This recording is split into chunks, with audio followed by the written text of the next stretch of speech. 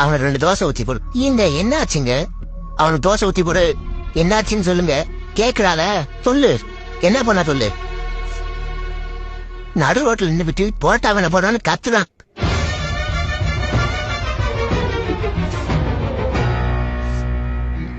இல்ல தெரியாம தான் கேக்குறேன். என்னாச்சு உனக்கு? ஏன் தோசை பிடிக்கல? எதுக்கு தோசை பிடிக்க சொல்லு.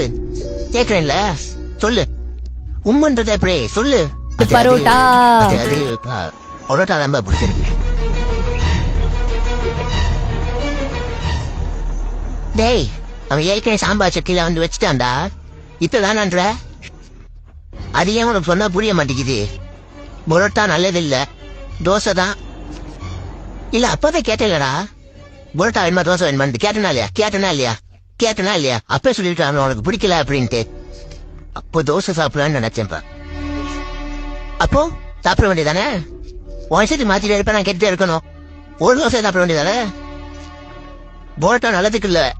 சாப்பிட்டா காலையில ஸ்கூலுக்கு போக முடியாது. பரோட்டா வாங்கி தரலன்னா நாளைக்கு நான் ஸ்கூலுக்கு போக மாட்டேன். ஓ நம்ம எல்லாரையும் பிளாக்மெயில் பண்ணிட்டு இருக்கா. பரோட்டா வாங்கி தரலன்னா ஸ்கூலுக்கு போக மாட்டானா? இப்படியே பிளாக்மெயில் பண்ணி பரோட்டா வாங்கான்றியா?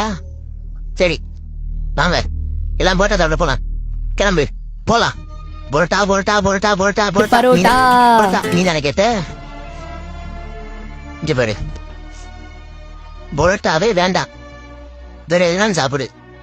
நான் உனக்கு நல்லதுதான் சொல்லுவேன். வேணும்னா உனக்கு மாறன் பரோட்டா கடையில இட்லி வாங்கி தரேன். சொல்லு என்னன்னாலும் சொல்லு. இல்லப்பா எனக்கு பரோட்டா வேண்டாம், சிக்கன் ரைஸ் தான்.